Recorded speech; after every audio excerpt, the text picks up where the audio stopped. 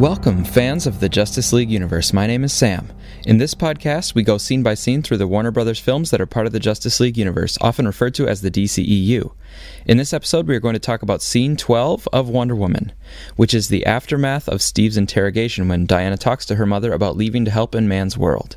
This analysis was written by myself, with Alessandro Maniscalco, Rebecca Johnson, and Sydney. You can find us on Twitter, at OttenSam, at Raverin, at DerbyKid, and at WonderSid.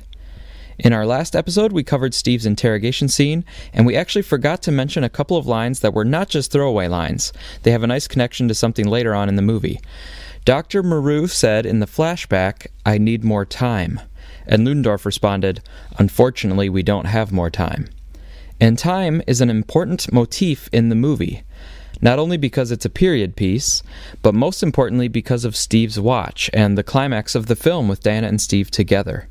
Between that scene during the final battle and this early scene with Maru and Ludendorff, we get a stark contrast between the two couples, Steve and Diana on one side and Maru and Ludendorff on the other. Both wish they had more time. But for Maru and Ludendorff, it's more time to create a weapon that will kill millions and extend the war. For Steve and Diana, it's more time to spend together and build their love, to maybe get to that notion of normalcy and peace that they talked about during their dance. So Maru's mention of needing more time is a nice thread that we wanted to make sure we didn't let slip away. But the main thing in the last scene was Steve's intense description of the Great War. We saw Diana and Hippolyta's silent reactions, and now in Scene 12, we flow immediately into their spoken reactions. Hippolyta strides majestically out of the throne room, with her advisors around her. This image of Amazonian leadership, with respected colleagues surrounding a revered queen, and everyone willing to speak up and offer their candid opinions, contrasts very sharply with Ludendorff's leadership, which we'll see in Scene 17 as he strides through a bleak camp and then shoots a subordinate in the head. And the Amazonian leadership style also contrasts with the British, who are very exclusive in terms of who they allow to speak. And often there's so much commotion that they can't even hear the people who are supposed to be speaking. But Hippolyta is the initial focal point of this scene. As the leader of the Amazons, she views it as her duty to protect them, possibly having lost sight of their original charge to be a beacon for mankind, or their secondary charge to rid the world of Ares. She later calls these children's stories, so she may have evolved past those original callings, with the safety of the Amazons in general, and her daughter in particular, now her primary goal. One of Hippolyta's advisors, Philippus, asks if they should let Steve go. Philippus, by the way, is played by Anne Ogbamo, and she's a character from the comics, created by George Perez. And she has appeared even recently in the DC Rebirth era of the comics. She has been very close to Hippolyta, as you might say. In this scene, Hippolyta responds by expressing concern that Steve would bring more men to her shores. This concern is probably well-founded, because even if Steve doesn't explicitly invite others to attack the island, it's worrisome enough that Steve now has knowledge of the island, and that knowledge could be passed on, spurring others to mount an expedition to the island. As Diana tries to make her way to the front, Philippus says that they can't hold the man forever. Diana finally reaches her mother and says that this must be Ares. So instead of focusing on something small, like the fate of Steve, or something local, like the safety of Themyscira, Diana is immediately concerned with the big picture, and she's convinced that a war like Steve described would only be happening through the influence of Ares. Diana doesn't know anything about the outside world except for the stories of them being created as good and kind. So to hear about this wickedness and violence, Diana has concluded that it's not mankind's natural state, it has to be Ares. Diana's reasoning here builds on the key points that have already been established in the movie. And for audience members who are also fans of the comics, they might be thinking that another reason it seems like Ares is doing is because he feeds off the conflict and violence of men, literally getting stronger because of mankind's warfare.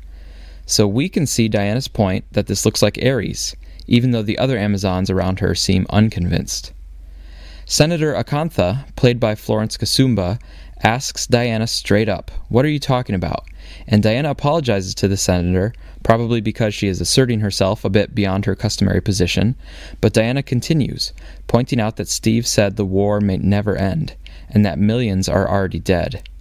Only Ares could do such a thing. We cannot simply let him go, meaning Steve. Diana says, "We must go with him." So Diana is now responding to the original topic between Hippolyta and Philippus, that is, the fate of Steve. Diana is taking the most strident position, that they should actually leave with Steve to try to help in the war. Hippolyta, still focused on the interests of her people, refuses to deploy her army to fight their war.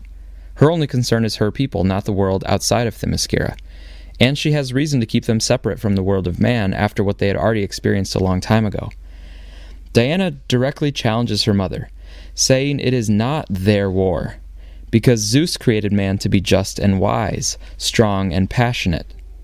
Diana is suggesting that men would never do this on their own, it must be Ares. And she's also suggesting that it's not their war, because it's also the Amazons' war. They should go and help mankind against Ares. Hippolyta does not like hearing these bedtime stories used against her. She shifts back toward Diana physically, and Diana backpedals. Hippolyta has more power in this situation, and she physically tries to put Diana in her place, while she also talks down to her, relying on a superior level of experience, saying, "That was a story, Diana." This important physical blocking is emphasized by the use of close-ups, whereas before the shots were all basically medium shots. And Hippolyta's move here highlights Diana's naivete, as she says there is much she doesn't understand. Men are easily corrupted.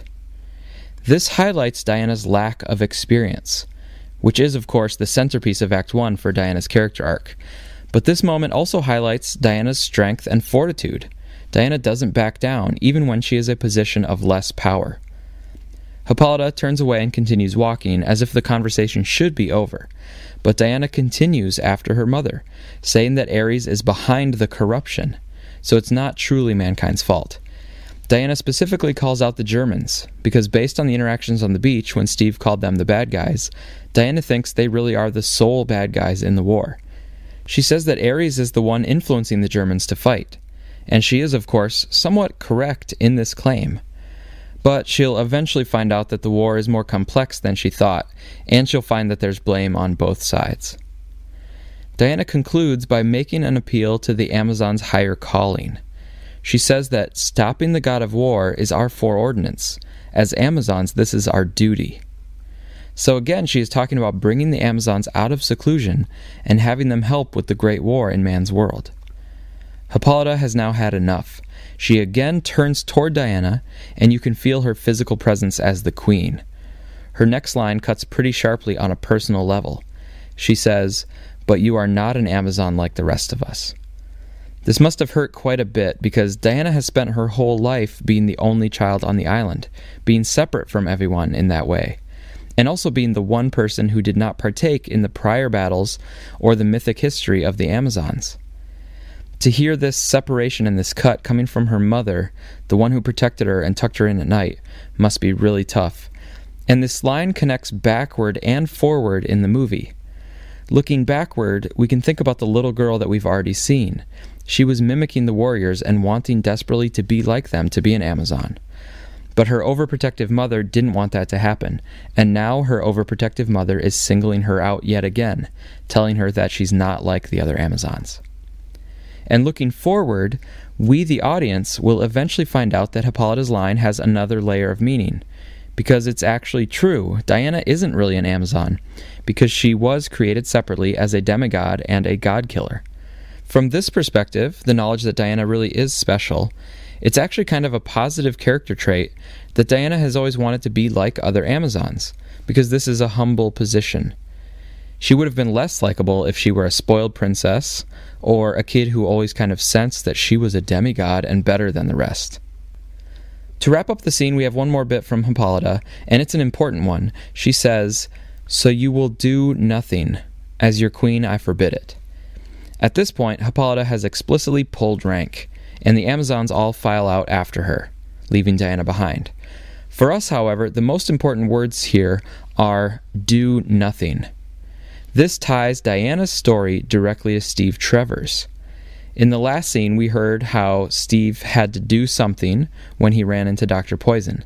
And in the next scene, we'll hear Steve talk about how he has to do something or do nothing, and he has already tried nothing. So here, Hippolyta is putting Diana in a position that links her up with Steve. Hippolyta is telling Diana that she has to do nothing. But this goes against Diana's better urges. And when Diana talks to Steve, she will clarify her determination and she'll learn from him that doing nothing isn't an option for her either. Just like Lois Lane noticed that it wasn't an option for Clark Kent, by the way.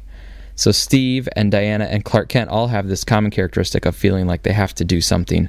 They can't do nothing. Just in case we're being too harsh on Hippolyta, though, let's consider that she knows the full truth about her daughter, and she is very worried about what the new revelations will mean. She has sincere fear that her daughter will be in grave danger, and Hippolyta is also speaking from experience. She has actually already had a journey similar to what Diana will go through in the rest of the movie.